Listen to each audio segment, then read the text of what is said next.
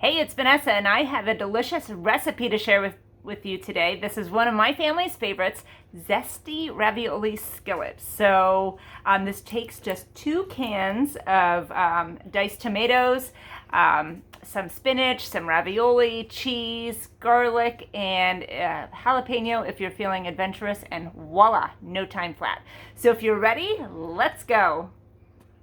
Okay, so the first thing that we're going to do, I have some oil preheating here in the skillet, and we are going to be adventurous today, and we're going to cook this with some jalapeno. So I finely diced a jalapeno here. We're just going to kind of dump it in there. So make sure that you are taking the seeds out if you don't like it super duper spicy, and you can chop these down to your liking, however you'd like them to be. I like a little bit of a bite. I can't handle too much, so just have to make them as small as possible. If you'd like them even smaller, just do them with a food processor or a chopper, or if you're old school, just slice them up with your hands there, okay? So while that's going, we're gonna get some garlic here. Always use fresh garlic, guys.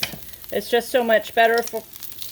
You're gonna get lots and lots of flavor there. We're just gonna pop that out. About 3 cloves of garlic. Skins and all in here. It's gonna separate everything, okay? So we'll just shoot that right on in. Give it another bit of a stir. Okay, so we have the garlic going, and now what we're gonna do is just add in 2 cans, I don't know if I can do this here, of diced tomatoes. Kind of have to act quick, so have everything ready before you go. Woo!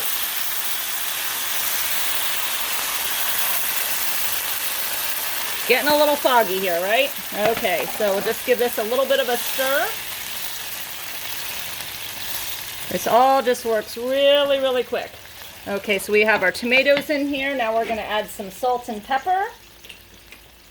About a half teaspoon of each of those. There we go. So half of that.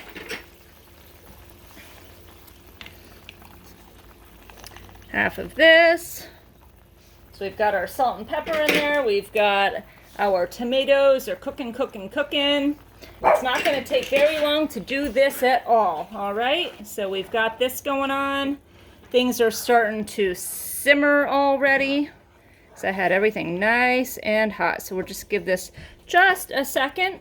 And then what we're going to do is add in our bag of ravioli. So you can use whatever kind you like. I like the cheese. But if you like the meat, you can add that in too. So we'll just throw this right on top here.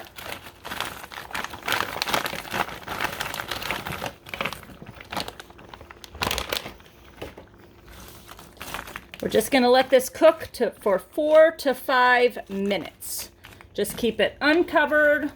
Just going to kind of spoon this on over top just so it's all in there. If you want to change up the flavor a little bit, you can chop up an onion, throw that in there as well. Or if you just want to keep it simple, just do it like this, okay?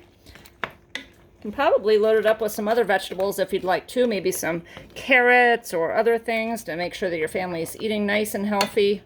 I always like to sneak ingredients in, okay? So we're just going to let this cook for about 4 to 5 minutes, and we'll be right back.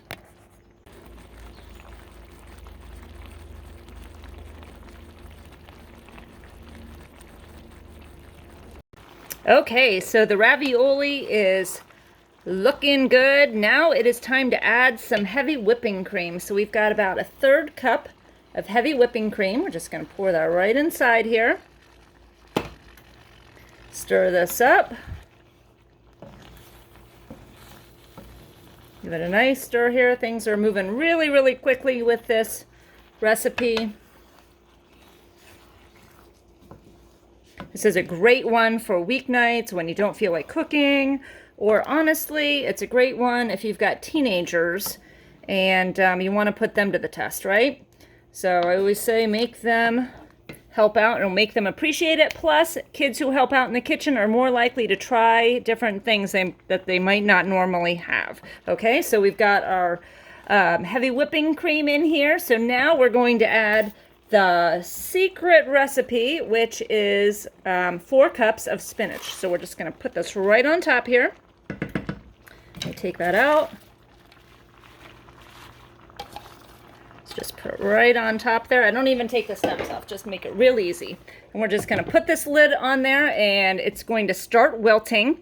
And fun fact, so if you're buying your spinach like this in a bag, and you're not sure what to do with the rest of it because it only takes 4 cups, you can use the leftovers for additives in your salads, or one of my favorite things is just throw this whole bag right in the freezer, and then it makes it great for a couple of different reasons. One, when it's frozen, you can just break these apart. You can use them in different recipes, or you can throw them in a smoothie. Very, very easy.